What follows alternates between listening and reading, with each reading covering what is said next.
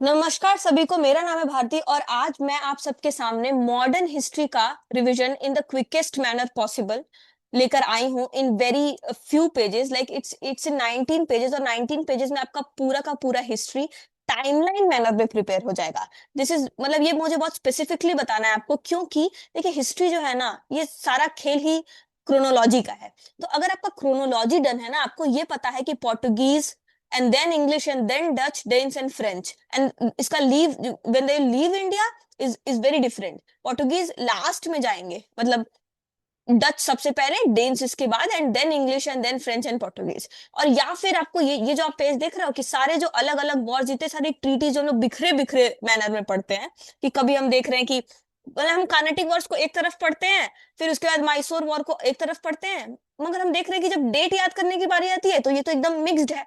मतलब first Anglo Mysore war के बाद फर्स्ट एंग्लो मराठा वॉर हो जाता है, ये याद करना बहुत जरूरी है। और यहीं से मतलब क्रोनोलॉजी ऐसी चीज है ना कि अगर आपको इसकी पकड़ है, इतिहास में आपकी अगर इसकी पकड़ है, तो आपका जो हर क्वेश्चन का जो वो चाबी होता है ना, वो खुल जाता है और वो आंसर तक आप पहुंच जाते हो।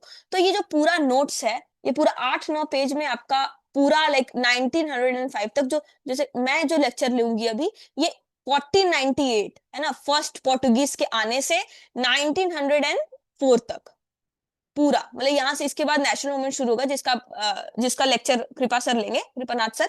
मगर ये इस बीच के जितने भी इवेंट्स हैं अक्रॉस एरियाज, मतलब चाहे वो कॉलेज का बनना हो, चाहे वो किसी वॉइसरॉय का कुछ काम हो, चाहे वो वॉर्स हो, ट्रीटीज हो, कुछ भी, everything is covered under same chronology. ये मतलब बहुत याद करना, जो आपको ना बैकग्राउंड की पकड़ होनी बहुत जरूरी है। जैसे कि होमरूल लीग भी इमेजिन हो रहा है मुझे, साथ में ब्रिटिशर्स क्या कर रहे हैं उधर, मतलब सारे वो बैकग्राउंड आपको पूरा क्लियर होना चाहिए। एक साल में क्या क्या हो रहा है हर सेक्टर वाइज, ऐसे देखिए तो ये जो पूरा नोट्स है ना, ये उसी आधार पे बनाया गया है, ईयर वाइज या फिर क्रोनोलॉजी मैनर में डेकेड वाइज हमने पूरा नोट्स बनाया है। तो देखिए याद करने को तो बहुत कुछ है, लेकिन मतलब अगर आप इतना याद कर लेते हैं ना, अगर आप पे इस पे पकड़ हो जाती है, तो आपके क्वेश्चन सॉल्व होने लगेंगे। और मुद्दा यही है, मतलब गोल यही है। ठीक है, तो शुरू करते हैं। सबसे पहले देखिए यूरोपियंस में, arrival of Europeans in India में आपको क्या क्या याद करना है। सबसे पहले तो अराइवल का सबका टाइमलाइन याद कर लीजिए। सबसे पहले Portuguese 1498, English 1600, Dutch 1602, Dane 1616 and French 1664। ये याद करना पड़ेगा आपको।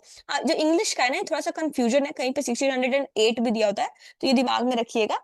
बाकी आपको ये याद होना चाहिए, पहले पोर्टुगीज, फिर इंग्लिश, फिर डच डेन्स। डच डेन्स का साथी में कैसे, मैं एक चीज आपको भी याद करा दूंगी, फ्रेंच 1664। लिविंग में आप देखेंगे तो फिर डच डेन साथ में। इन लोग का मन बहुत जल्दी उगता जाता है इंडिया में आने के बाद। सबसे पहले डच 1825 में गए, और 20 साल बाद ही इनके पीछे पीछे डेन, जैसे इनके पीछे पीछे आए थे ऐसे इनके पीछे पीछे चले जाएंगे 20 साल बाद। और इंग्लिश 1947 तो दुनिया जानती है, French in 1954 and Portuguese will be the last in 1961। तो इसीलिए कहा जाता है कि Portuguese will be first to arrive and last to leave, very important fact. चलिए ठीक है, अब हम लोग याद कर लेते हैं कि अलग अलग ये जो यूरोपियंस को हमने पढ़ा है, ये इनमें अलग अलग चीजें क्या क्या याद रखते हैं। जैसे पोर्टुगीज की कितनी चीजें याद रखनी है, इंग्लिश की कितनी चीजें, अर्ली मतलब इंग्लिश ईस्ट इंडिया कंपनी के जो पूरे इवेंट्स होते हैं, एंड डच डेन्स फ्रेंच। तो ये पूरा 2 पेज में है, इससे ज्यादा आपको कुछ भी याद नहीं करना है। तो पोर्टुगीज को याद करने का सबसे आसान तरीका क्या है, बस ये एक मैंने ट्रिक बनाया हुआ है। जैसे क्या अल्फा बीटा गामा होता है, वैसे ही gamma alpha beta Cunha Swally, इससे आपका पूरा पोर्टुगीज याद हो जाएगा, मतलब वो क्रोनोलॉजी याद हो जाएगी। सबसे पहले 1498 में Gama, Vasco da Gama, and then आपका कैलिकट में आएंगे, जमोरिन किंग इनको रिसीव करेंगे, एंड 1502 में second visit and trading station है कैलिकट, कोचिन, कैलिकट एंड कनानौर। ठीक है, डन हो गया। 1503 में Cochin made capital, and then this is the Vasco da Gama का गामा हो गया। अब इसके बाद इंपॉर्टेंट क्या है, इंपॉर्टेंट ये भी है, 1503 कोचिन मेड कैपिटल। इसके बाद है आपका अल्मेडा, अल्मेडा का से अल्फा, और इनसे जुड़ा हुआ क्या क्या है, first governor, blue water policy, sea supremacy, only commerce, cartaz system, इससे ज्यादा आपको कुछ नहीं याद करना है। और हाँ, मैं अभी कुछ भी एक्सप्लेन नहीं करूंगी क्योंकि एक्सप्लेनेशन वीडियो नहीं है, this is a quick revision video, rapid revision video, so focus on that. And Albuquerque है, तो अल्बकुर्क में बी है तो यहाँ से बीटा मैंने ऐसे याद कर लिया क्योंकि Almeida and Albuquerque is very confusing, तो इसीलिए अल्फा ये बीटा से मैंने बकुर्क बी बी ऐसे याद कर लिया है। एंड इनके बारे में क्या क्या याद रखना है, Goa from Bijapur, Bhatkal from Kandy, Krishnadevaraya and मैरिनेटिव्स बैंसती, बस इतना याद रखिए। And then will be gamma alpha beta Cunha Swally. Cunha से कौन, नीनो दा कून्हा, ये capital shifted to Goa, Bassein and Diu याद रखिए। 1630 में very important battle of Swally, और ये this will be between English versus Portuguese, and English are going to win, and Surat जो कि फैक्ट्री पोर्टुगीज की थी वो इंग्लिश के पास आ जाएगी, and then they will have their first permanent factory. Temporary factory will be at Masulipatnam, अभी हम लोग देखेंगे, but permanent factory will be in Surat 1613 के बाद battle of Swally. And last about Portuguese event is 1961, last में they will leave India and operation Vijay के through, ठीक है। इंग्लिश ईस्ट इंडिया कंपनी का क्या क्या याद रखना है, तो भैया 1600 में इस्टेब्लिश होगा ईस्ट इंडिया कंपनी इंग्लैंड में, अकबर कंटेम्प्ररी होंगे, है ना, ऐसे दिमाग में रखिए कि उस टाइम पे अकबर है इंडिया में।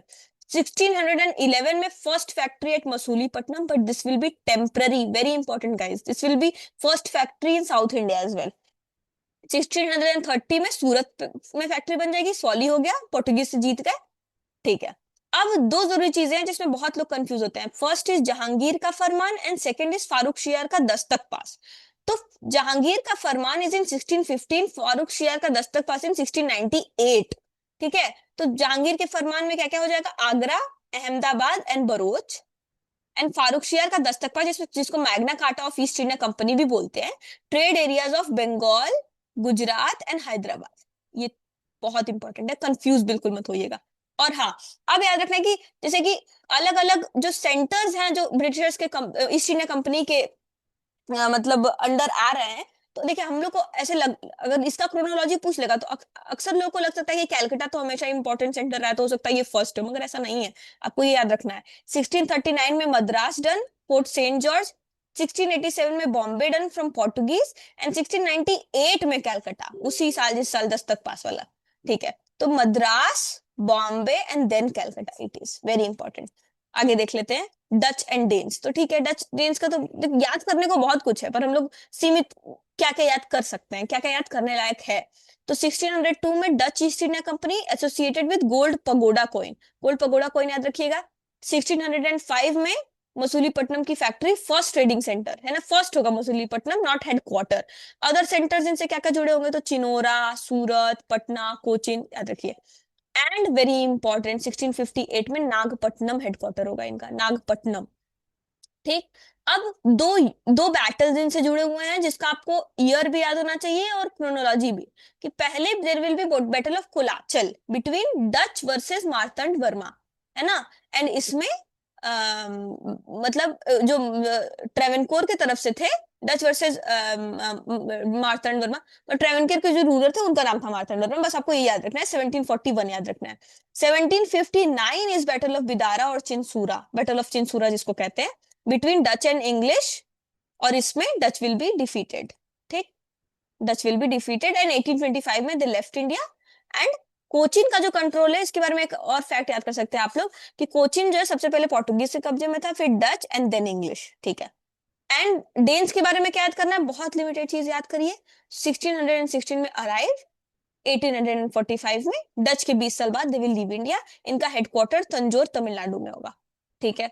अब आप देख रहे हैं कैसे इंग्लिश ईस्ट इंडिया कंपनी कैसे पोर्टुगीज को भी हरा दी, मतलब एक तरह से पोर्टुगीज भी कमजोर हो गए, डच को भी बैटल ऑफ विदारा में हरा दिए, मतलब हम ये देख रहे हैं कुल मिला के कि कैसे ब्रिटिशर्स खुद को एक्सपैंड करते जा रहे हैं, ठीक है। मेन कहानी मतलब अर्ली मॉडर्न हिस्ट्री में हम लोग यही पढ़ते हैं, ब्रिटिशर्स का एक्सपेंशन। तो अभी जो हम एक्सपेंशन देख रहे हैं वो यूरोपियंस में ही देख रहे हैं, मतलब यूरोपियंस कैसे एक दूसरे को हरा के कौन अराइव हो रहा है, इंपॉर्टेंट जो सबसे अराइव होगा कंपनी, वो इंग्लिश ईस्ट इंडिया कंपनी होगी, और वो कैसे होगी हम लोग यही देख रहे हैं। तो डच भी खत्म हो गए, ठीक है, कमजोर हो गए। फ्रेंच का देख लेते हैं, तो फ्रेंच के बारे में ना 1664 याद रखिए, 1664 में फ्रेंच ईस्ट इंडिया कंपनी आएगी। फैक्ट्रीज इनके बहुत जगह पे हैं, मगर हम याद इतना ही रखेंगे, क्या क्या, सूरत, चंद्रनगर, पौंडीचेरी, माहे, कासिम बाजार, बस इतना याद रखिए, इससे ज्यादा याद करने की जरूरत नहीं है। अब अब देखिए, जैसे कि मुझे अगर याद रखना है कि फ्रेंच से जुड़ा हुआ कार्नेटिक वॉर्स है।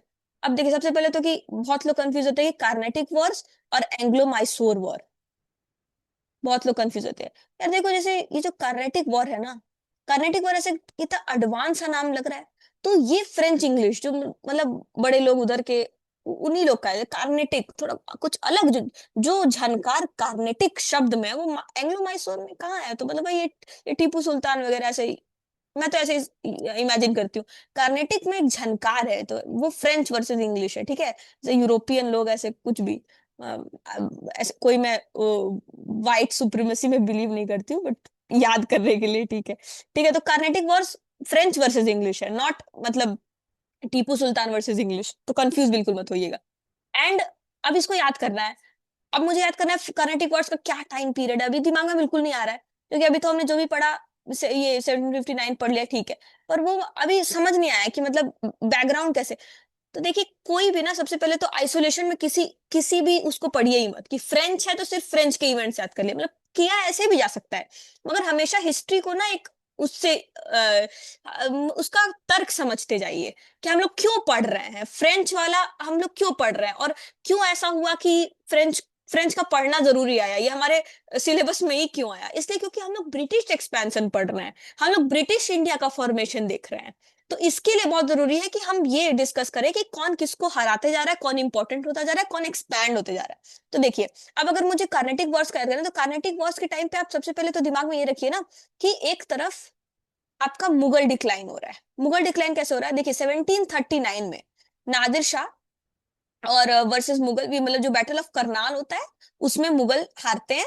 एंड नादिर शाह जो होता है वो पीकॉक थ्रोन लूट लेता है, कोहिनूर मतलब उसने इसे, वो मुगल एक तरह से डिक्लाइन पे है। तो बैकग्राउंड में अपने ये चलाइएगा, ठीक है। तो बैकग्राउंड में मैं अगर नादिर शाह का बैटल ऑफ करनाल चलाती हूँ, तो 1739 मुझे याद हो गया। यहीं पे मतलब एक तरफ से मुगल डिक्लाइन हो रहे हैं किसी भी फैक्ट फोर्सेस की वजह से, और दूसरी तरफ इंग्लिश कैसे, इंग्लिश और फ्रेंच की कैसी लड़ाई हो रही है, ठीक है। तो दिमाग में वो इमेज क्रिएट करना बहुत जरूरी है। तो अब मैं कैसे याद करती हूँ, तो सबसे पहले तो कि टाइम पीरियड याद करना अगर है, तो मैं, देखिए बहुत सारे जो बैटल्स है ना, वो लास्ट ऑफ डेकेड्स में है, मैंने ऐसे याद किया है।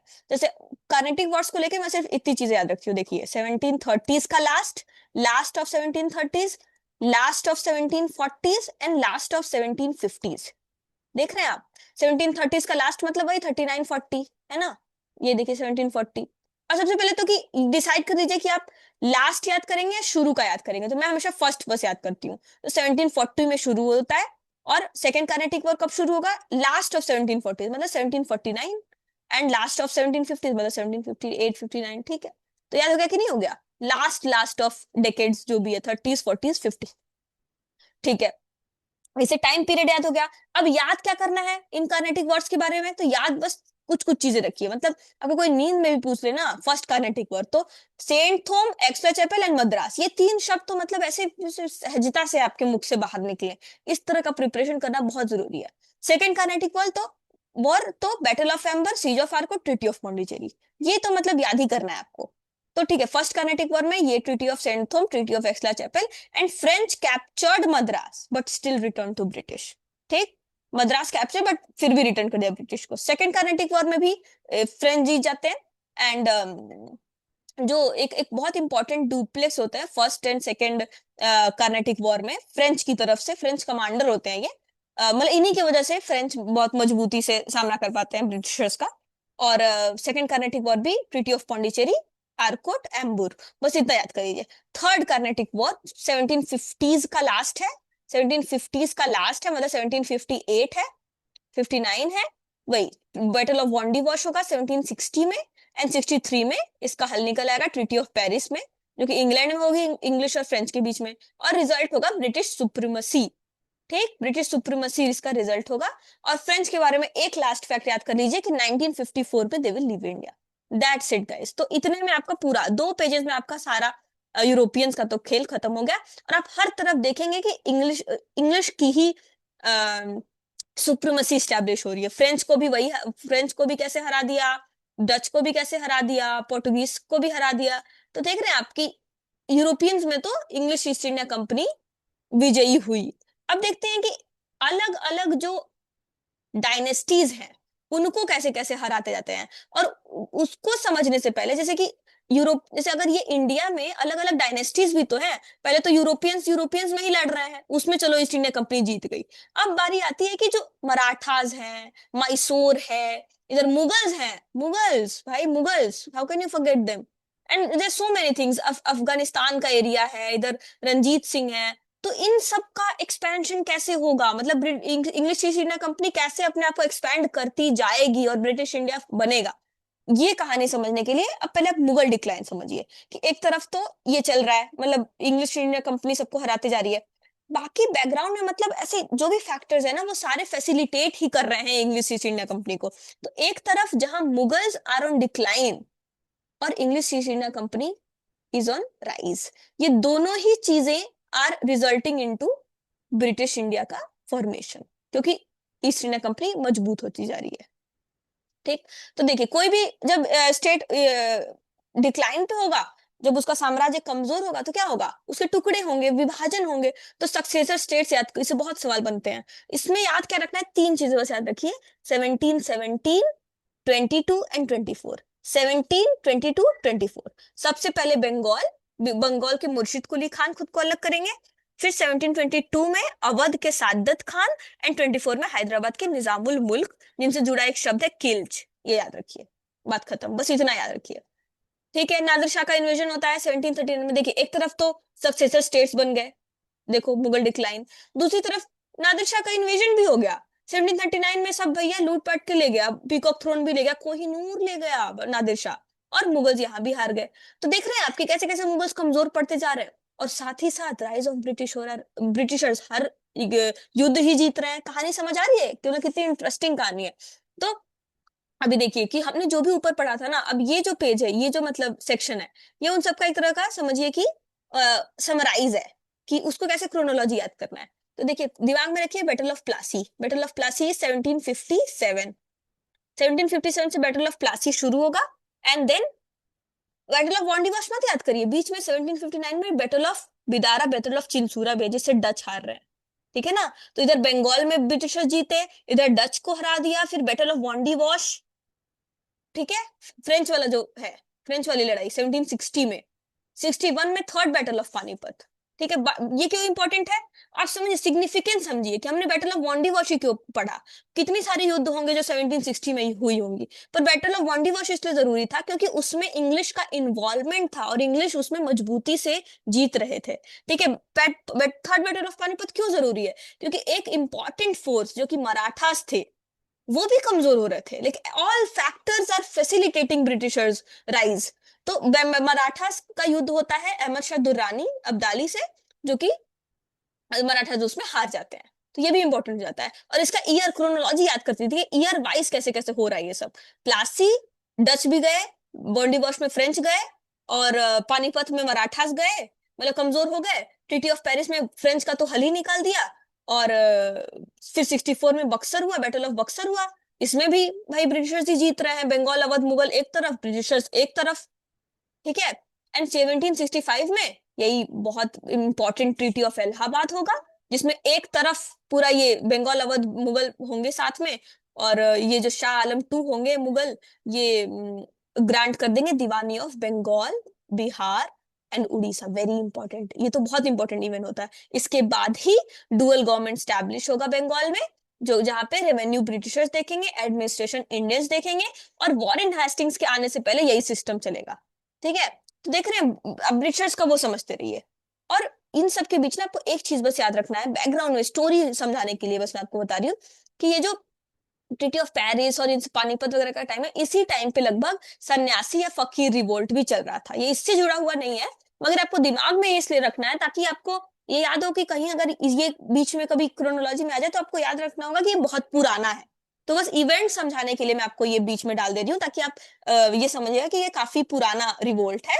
इसके लीडर थे भवानी चरण पाठक, बस इतना याद रखिए। ठीक है। तो ये आपको पूरा ईयर वाइज याद हो गया। अब 1765 तक अभी हमने कहानी देखी है, 1765 तक हमने क्रोनोलॉजी याद की है ना? इतनी क्रोनोलॉजी तो हमें याद हो गई। अब इसके बाद का देखते हैं, हमें 1904 तक जाना है गाइस, ठीक है? लेकिन अभी ये देखते हैं, ठीक है? तो अब हमने देख लिया कि ब्रिटिशर्स ने बहुत लोग को हरा दिया है, लेकिन जो बड़ी बड़ी टेरिटरीज है ना, जो मैंने अभी बता रही थी कि इधर Mysore, Marathas, Punjab, Sindh, Afghan, and then there is Nepal, Bhutan, ये सारा कुछ ब्रिटिश इंडिया में कैसे आता जाएगा, ये कहानी समझने के लिए आपको ये पेज याद करना है। मतलब ये पेज, हम इतना ही फैक्ट हम याद करेंगे, और देखिए ये पूरा जो है ना, आपको एक पेज में याद हो जाएगा। जो मैसूर वॉर्स हैं, एंग्लो मराठा वॉर है, पंजाब, सिंध, अफगान, बर्मा, तिब्बत, नेपाल, ये सारा का सारा एक पेज में आपको मैं याद कराने वाली हूँ। तो देखिए, इसको याद करने का क्या मुद्दा है, क्या तरीका है?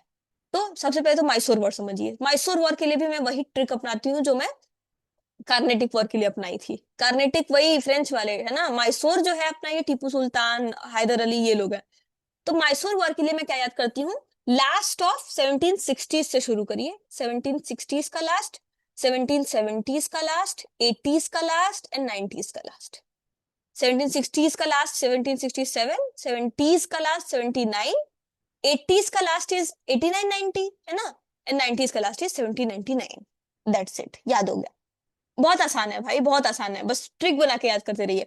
और इसमें याद करने वाली और क्या चीजें हैं, तो देखिए, देखिए ज्यादातर जो युद्ध है ना वो तीन ही है, मतलब first war, second war, third war. वो मैसूर है वो 4 है, ये बहुत इंपॉर्टेंट है। तो देखिए, फर्स्ट एंग्लो मैसूर वॉर में ट्रीटी ऑफ मद्रास, सेकंड में treaty of Mangalore, and third में ट्रीटी ऑफ सेरिंगपट्टनम, और फोर्थ में तो Tipu will be killed, and मतलब उनकी डेथ हो जाएगी, और फिर मतलब Britishers, Mysore will be annexed under subsidiary alliance which will be accepted by Wodeyar rulers. मतलब वोडिया रूलर्स को वहां पे एस्टेब्लिश करके सब्सिडरी अलायंस के थ्रू मैसूर को ब्रिटिशर्स मतलब मैसूर को एनेक्स कर लेंगे, ठीक है?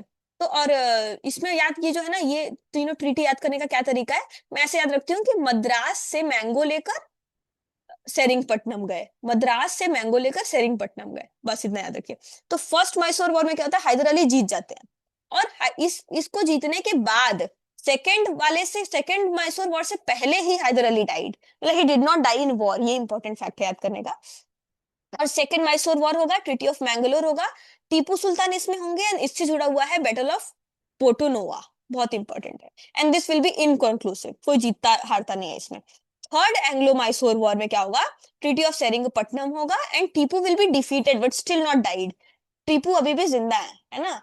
Final Tipu will B died in 1799, fourth Anglo Mysore war में। एंड ये इस टाइम पे वेलेस्ली वगैरह रहेंगे, आपको अगर याद होगा तो, ठीक है? बस इतना याद रखना है, इससे ज्यादा कुछ याद नहीं रखना है। अब देख लेते हैं मराठा की कहानी। मैसूर तो डन हो गया, मैसूर आ गया ब्रिटिशर्स के अंतर्गत। अब मराठास देख लेते हैं। और सबसे पहले तो मराठा का खेल शुरू करने से पहले इसको कविता की तरह याद कर लीजिए। Gaekwad of Baroda, Bhonsles of Nagpur, Holkars of Indore, Peshwas of Pune, Scindias of Gwalior. ये तो मतलब कविता की तरह आपके जुबान पे हो जाए, है ना? ये इंपॉर्टेंट है, कॉन्फिडरेसी। और इसमें 3 युद्ध है, first Anglo Maratha, second Anglo Maratha, third Anglo Maratha. इसको याद करने का मैंने क्या ट्रिक बनाया है, मैंने गवर्नर जनरल्स के थ्रू याद किया है। मतलब उन गवर्नर जनरल्स को आप अगर इमेजिन करेंगे तो आपको याद हो जाएगा। तो फर्स्ट के लिए वॉरेन हेस्टिंग्स, सेकंड के लिए वेलेस्ली, एंड थर्ड के लिए गवर्नर जनरल नहीं याद करना है, हिंदू कॉलेज याद करना है। बताती हूँ क्यों। तो देखो, अभी आप बोलोगे, कुछ लोग बोलेंगे कि मैम हम लोग को तो वो ये गवर्नर जनरल्स याद ही नहीं है। तो उसका भी बहुत आसान तरीका है। अभी देखिए, ये जो आप इसी इसी पीडीएफ में मैंने यहाँ पे सारे गवर्नर जनरल्स, मतलब governor general of Bengal Warren Hasting से शुरू होगा, और जितने भी हैं उनके पीरियड में ऑल ओवर, मतलब डिफरेंट एरिया जो आप सोच सकते हैं, जितनी भी चीजें हुई हैं, प्री कांग्रेस एसोसिएशन हो, कोई एक्ट हो, कोई वॉर हो, सब कुछ इसके अंतर्गत आ गया है, ठीक है? गवर्नर जनरल ऑफ इंडिया हो गए, और वॉइस रॉय भी, विथ निमोनिक, निमोनिक के थ्रू हम याद करेंगे तो आपको एकदम याद हो जाएगा, आई गारंटी दैट। ठीक है, सब कुछ एकदम, this is all in 4-5 pages, so it's very short and crisp, तो आपको याद करवा दूंगी मैं। तो इसका इसका चिंता मत करेगा, बस आपको इतना तो याद होगा कि वॉरेन हेस्टिंग्स इज इन 1773, इतना तो सबको याद है, क्योंकि सबसे पहले यही आएंगे, ठीक? तो वॉरेन हेस्टिंग्स 1773, ये ईयर याद हो गया। वेलेस्ली, मुझे इतना याद आता है, नेपोलियन का time, darkest period of British history, मतलब वही 1799 और यही सब डेट मेरे दिमाग में चल रहा है ना? वही 1800 के करीब, ठीक? और ट्रीटी ऑफ मतलब थर्ड एंग्लो मराठा के लिए मैं हिंदू कॉलेज क्यों याद करी, क्योंकि हिंदू कॉलेज का ईयर लोग को याद होता है, विच इज 1817, है ना, वही राजा राम मोहन राय और हादे वाला, ठीक, हेयर वाला जो भी उसको बोल प्रोनाउंस करते हैं, आई डोंट नो। तो ये तीनों से आपको याद हो जाएगा, ईयर याद हो जाएगा। 1773 से वही 1775 82 के बीच में फर्स्ट एंग्लो मराठा, 1800 के करीब वेलेस्ली है, तो 1802 एंड 5 के बीच में second Anglo Maratha, third is 1817, वही 1817 में third Anglo Maratha. And finally जो ईयर याद करना है वो है 1819, ये बहुत इंपॉर्टेंट है, ये भले मत याद करिए, मतलब याद तो करिए पर फिर भी। तो ये 1819 में Maratha confederacy will be dissolved, और वो एरिया भी मतलब ब्रिटिशर्स के अंतर्गत। अब इनके इन वॉर्स के बारे में डिटेल्स क्या याद रखनी है तो मैं बता रही हूँ आपको। फर्स्ट एंग्लो मराठा वॉर से तीन चीजें जबान पे रखिए, सूरत पुरंदर सालाबाई। फर्स्ट एंग्लो मराठा सूरत पुरंदर सालाबाई, और याद डेट इसमें 1782, very important, 1782 is treaty of Salbai, ये याद रखिए, जरूरी है। एंड सेकेंड एंग्लो मराठा जो कि वेलेस्ली वाला है, वेलेस्ली एंड बसाइन, बस दो चीजें याद रखिए, Wellesley and Bassein, treaty of Bassein, done. And last is third Anglo Maratha, जो कि ट्रीटी ऑफ पूना से, मतलब Maratha confederacy will be dissolved in 1819, बस इतना याद रखिए। So Salbai, Bassein and Poona, Salbai, Bassein and Poona, ये तीन जरूरी चीजें याद करने को है। और इसमें एक लॉर्ड हेस्टिंग्स होंगे, नॉट वॉरेन हेस्टिंग्स, ये लॉर्ड हेस्टिंग्स है, बहुत इंपॉर्टेंट नहीं है पर ठीक है, आपको याद हो जाएगा ये। ठीक है, तो मराठास भी डन हो गया। ठीक है, अब देख लेते हैं पंजाब सिंध अफगान की कहानी, हम लोग साथ में पढ़ेंगे, उसके बाद हम बर्मा तिब्बत नेपाल आएंगे। ठीक है, चलो। तो पंजाब सिंध अफगान की कहानी क्या है, सबसे पहले तो बैकग्राउंड में ये इमेजिन करते रहिए कि सबसे पहले जब तक रंजीत सिंह है ना तब तक कोई युद्ध नहीं है। ये मतलब रूल याद रखिए आप दिमाग में कि जब तक रंजीत सिंह है कोई युद्ध नहीं हो रहा है कुछ भी, मतलब इंग्लिश वर्सेस पंजाब सिंध अफगान नहीं हो रहा है कुछ भी। तो ये कैसे आपको, मतलब इसके बारे में जरूरी चीज याद करने को क्या है कि 1809 में there will be treaty of Amritsar, तो अमृतसर में दोस्ती हो रही है रंजीत सिंह और ब्रिटिशर्स के बीच में, कि रिवर सतलज बाउंड्री होगी और सब कुछ मतलब पीसफुल पीसफुल है, फ्रेंडशिप ट्रीटी हो गई।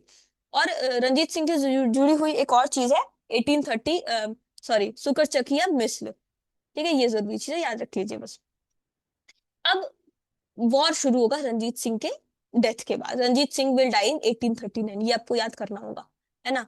1839 में रंजीत सिंह डाइड, एंड यहाँ से ही पूरा खेल शुरू होता है वॉर का। क्योंकि देखिए रंजीत सिंह जब तक थे तब तक उन्होंने अफगान फोर्सेस को वैसे मतलब रिपेल करके रखा हुआ था, और उनके बाद ही मतलब ये लड़ाई शुरू होती है। तो 1839 में देखिए जैसे ही डेथ होता है वैसे ही first Anglo Afghan war, 1839 to 42। आप देखिएगा इस पूरे वीडियो में ना, मैंने कोई भी जो वर्ड्स का एक्सपेंशन है उसमें सिर्फ उनका स्टार्टिंग याद रखा है। जैसे मैंने 1839 ही याद रखा है, मैंने 42 मैंने याद नहीं रखा है। तो आप अपने तरीके से याद कर सकते हैं, पर मैं हमेशा फर्स्ट याद रखती हूँ, मुझे उससे आसानी होती है।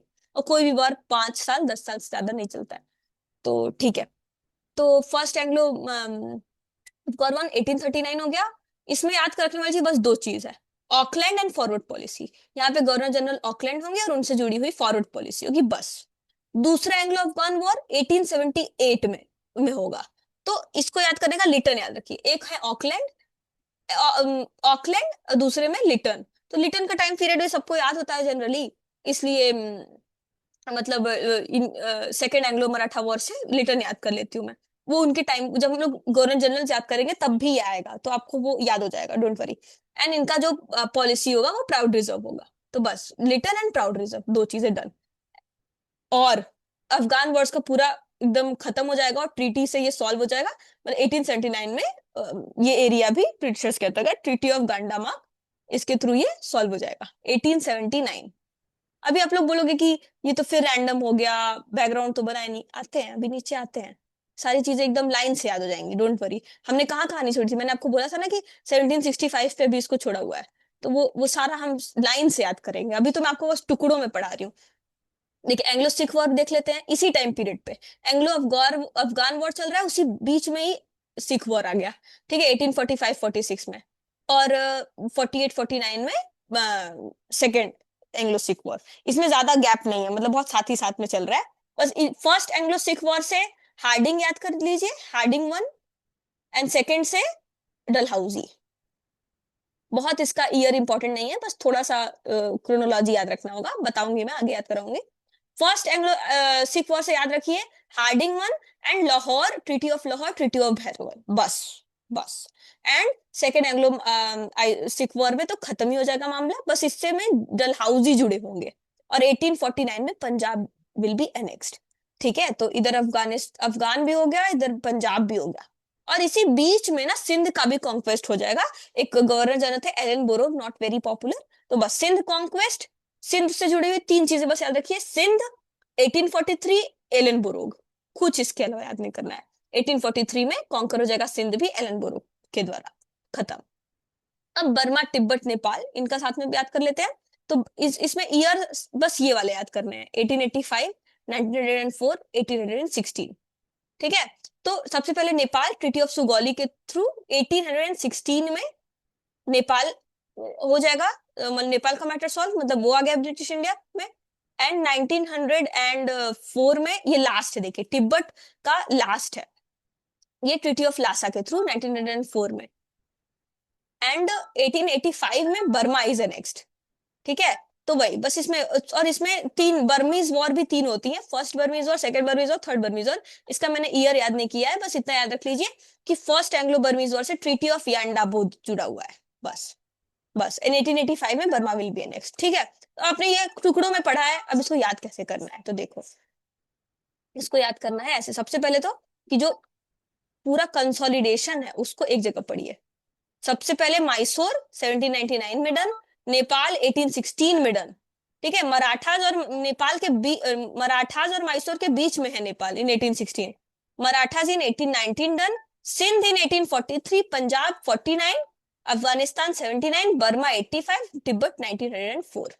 ये आपको ये तो याद करना पड़ेगा आपको कैसे भी, ये जबान एकदम आपकी जबान पे हो कि कौन किसके बाद, मतलब कौन सा एरिया कब किसके पहले ब्रिटिशर्स के अंतर्गत आएगी। ठीक है, ये हो गया। अब हमने अभी तक का जितना भी पढ़ा है ना, जितने भी बैटल्स, जितने भी ट्रीटीज हमने पढ़े हैं, इसको आप यहां से याद करिए। और ये आपको मतलब गो टू एकदम वो होना चाहिए क्रोनोलॉजी के मैन से रिलेटेड।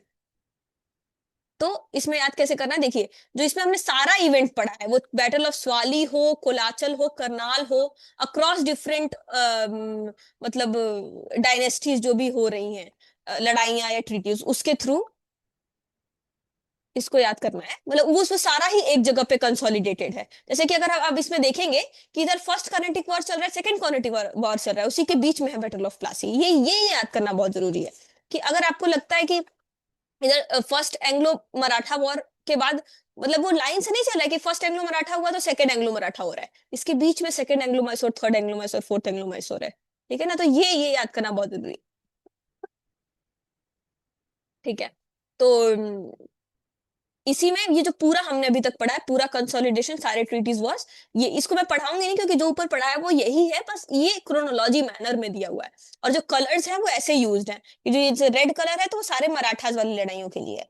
ठीक है ना, तो बस इतना याद रखिए। अब 2 पेजेस में आपका पूरा क्रोनोलॉजी वाइज सारा कंसोलिडेशन इसका सॉल्व हो जाएगा, डन हो जाएगा।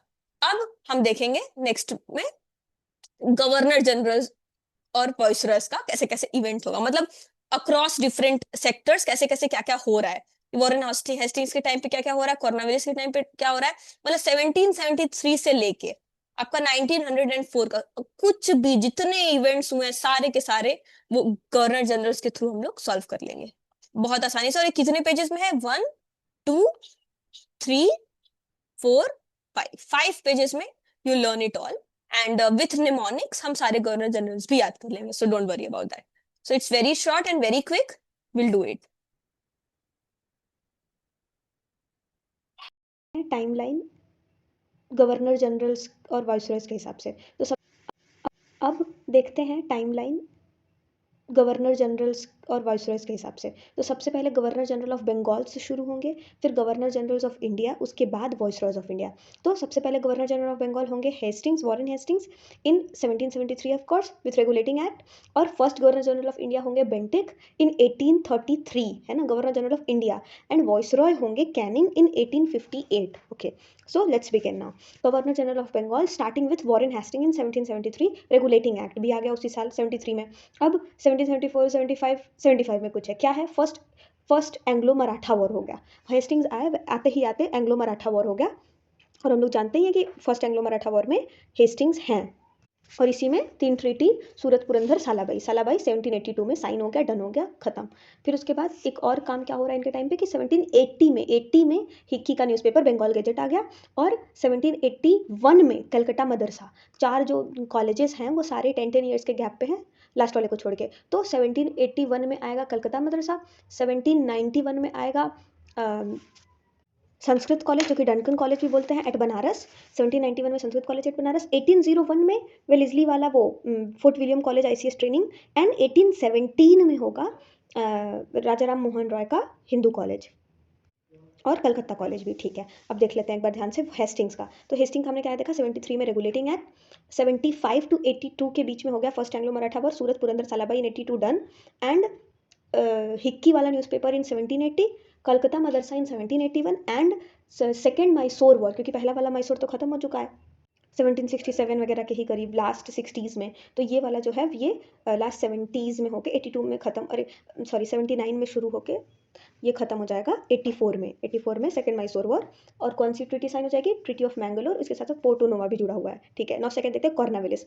कॉर्नावेलिस आएंगे 1786 में, 85 में वो गए, 1786 में ये है। 1786 में आते ही सबसे पहले ये थर्ड मैसूर वॉर जो है, थर्ड मैसूर वॉर जो कि 1790 से 92 के बीच में होगा, जिसमें कि टीटू हार जाएंगे, टीपू सुल्तान हार जाएंगे 90 to 92 के बीच में। परमानेंट सेटलमेंट आएगा 1793 में, और चार्टर एक्ट भी आएगा 1793 में। एक और चीज़ ज़रूरी, 1791 ऑफ कोर्स में हो जाएगा आपका Sanskrit college eight Banaras, Dungan college. ठीक है, इसके बाद जॉन शोर आएंगे, कुछ ज़रूरी नहीं है, आगे बढ़ते हैं। इसके बाद 1798 में हमारे वेलेस्ली आए, darkest period of British history, इसीलिए 1798 में आते ही आते सब्सिडरी अलायंस, इसमें सबसे पहले इन्होंने हैदराबाद को दबोच लिया, और लास्ट होलकर्स को, क्योंकि जैसे 1819 में जैसे ही Maratha confederacy treaty of Poona से डिसॉल्व होगी, वैसे ही होलकर्स को भी सब्सिडरी अलायंस में लेकर सब्सिडरी अलायंस खत्म हो जाएगा। ठीक है, इसके बाद देखते हैं 1798 में सब्सिडरी अलायंस, 1799 में fourth Mysore and Tipu died, and Wodeyar rulers को दे दिया मैसूर। एंड 1801 में Fort William college at Calcutta for ICS training. And 1802 में very important second Maratha war हो जाएगा, जिसमें कि treaty of Bassein we all know. ठीक है, 1802 से 1805। ठीक है, वेलेस्ली खत्म। इसके बाद बोरलो आएंगे, उतना उनका जरूरी नहीं है। इसके बाद आएंगे मिंटो 1807 से 1813। इनकी बस एक चीज़ जरूरी है कि 1809 में अमृतसर की जो ट्रीटी होगी, जिसमें सतलज बाउंड्री होगी रंजीत सिंह के साथ, वो वाली ट्रीटी मिंटो करेंगे, मिंटो 1 1809 में होगा ये। ठीक है, now very important, Lord Hastings, he will come in 1813। 1813 से लेके 1823 तक 10 साल ये रहेंगे, और ये बहुत सारी चीज़ें इनके टाइम पे होंगी।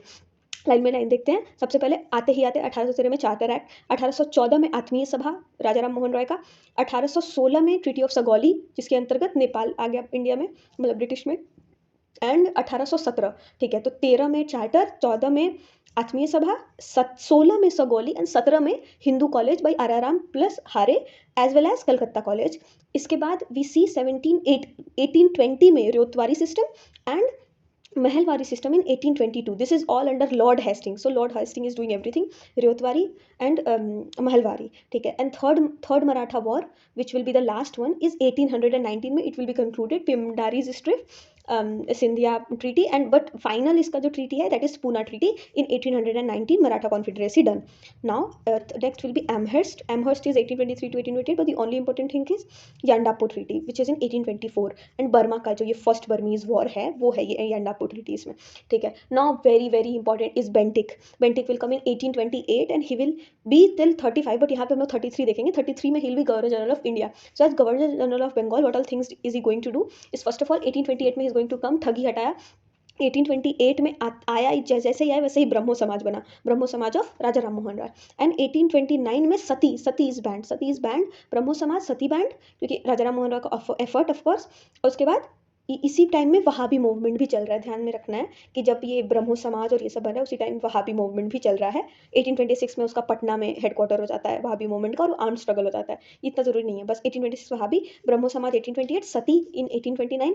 And next is 1833 charter act. अब हम लोग गवर्नर जनरल ऑफ इंडिया वाले फेज में आ चुके हैं, क्योंकि जैसे ही चार्टर एक्ट 1833 आएगा, Lord Bentinck will become first governor general of India. And 1833 में governor general of India, and 1835 में will see Macaulay minutes will be released. And yes, English official हो जाएगा, डाउन फिल्ट्रेशन थ्योरी से जुड़ा हुआ है, higher class को सिर्फ हायर क्लास से लो क्लास की तरफ वो खुद ही जाएगा, इंग्लिश बस बड़े लोग को सिखाओ, यही था उसमें, ठीक है। इसके बाद मेटकाल्फ आएंगे, वही मेटकाल्फ लिबरेटर ऑफ प्रेस हो गया। And then is Auckland. Auckland में बस कुछ कुछ जरूरी चीज़ें हैं। हील कम इन 1836 दिमाग में रखो, 1836 टू 42। इसमें जरूरी चीज़ें बस 38, 39, 42 यही सब कुछ कुछ है। 1838 में very important zamindari association at Calcutta, first pre Congress association. Second is 1839 when Ranjit Singh died in 1839, और इसके बाद ही first Afghan war begins, first Afghan war between 1839 to 42।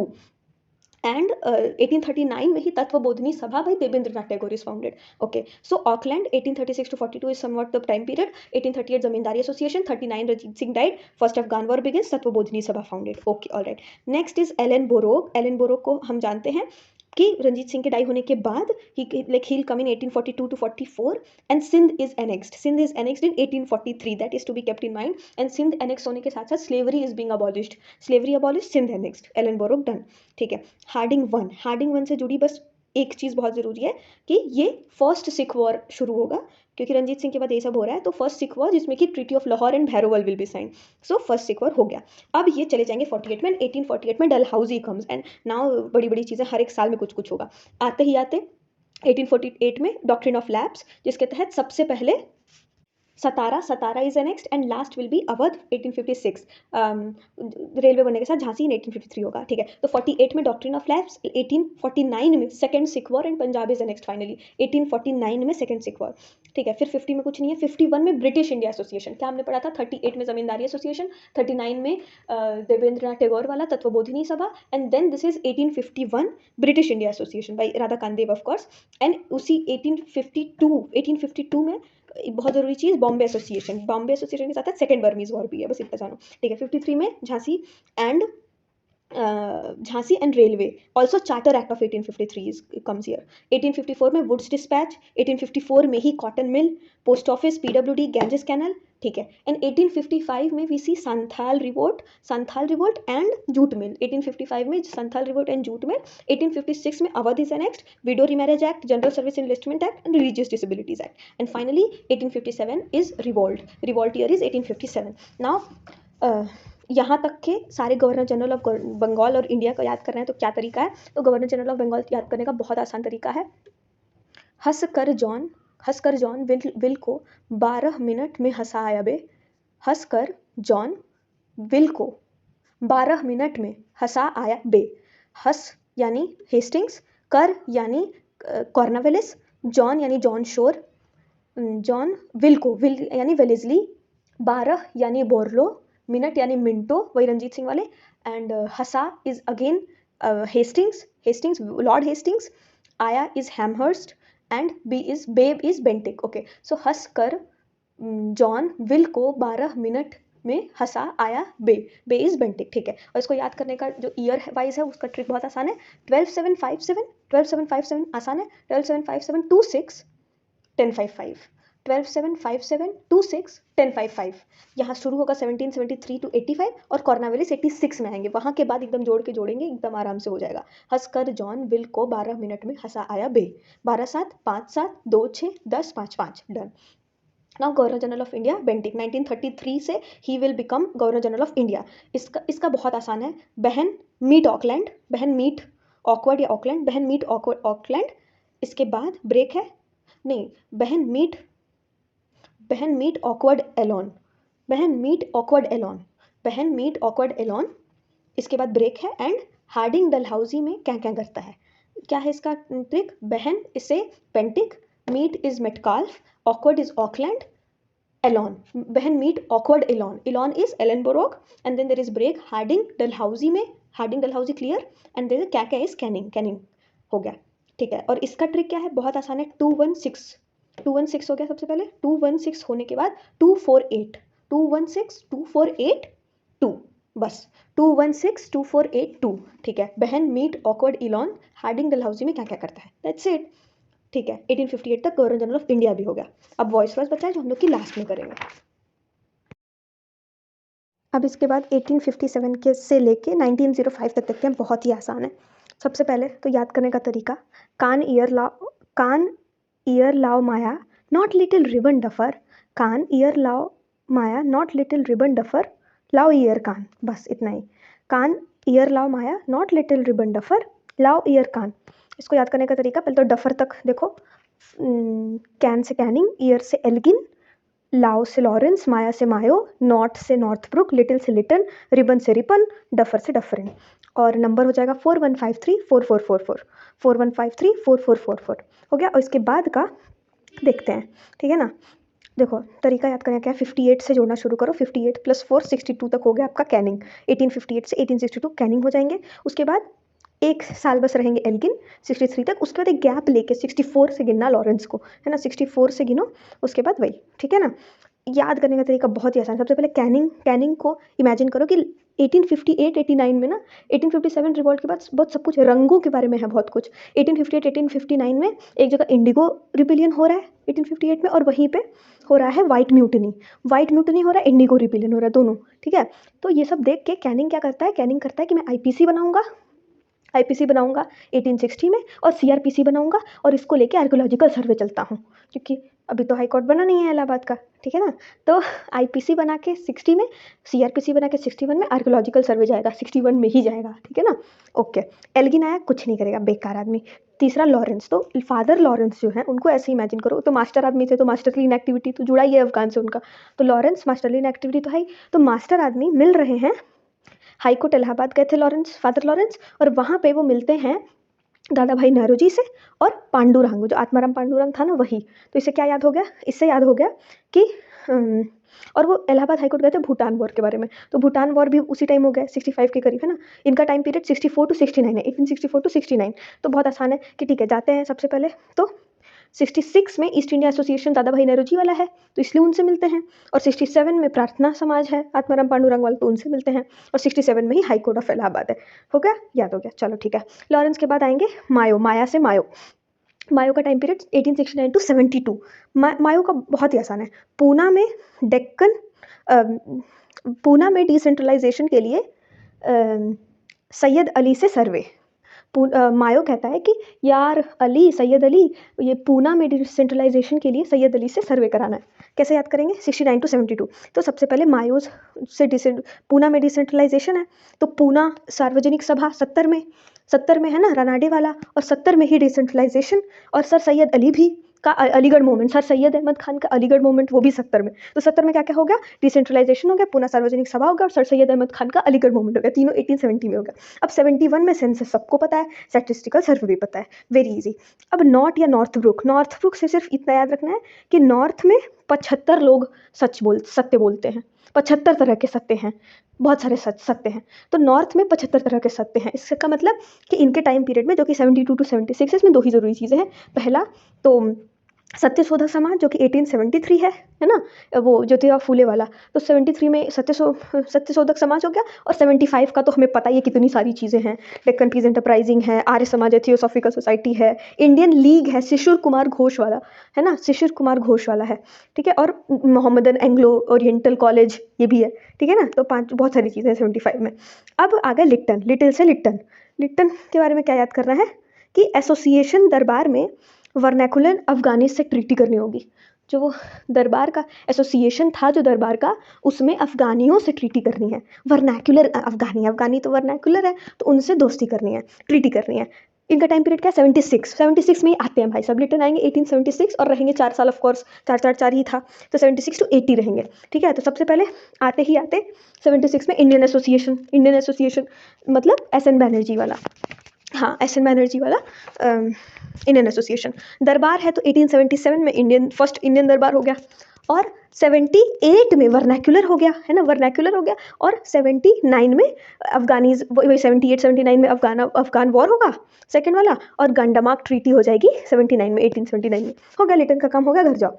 चलो रिपन आएंगे 80 में, 80 to 84। इन तो बहुत अच्छे आदमी हैं, तो आते आते बोलेंगे रिपील करो वर्नैकुलर, और डिसेंट्रलाइजेशन करना है।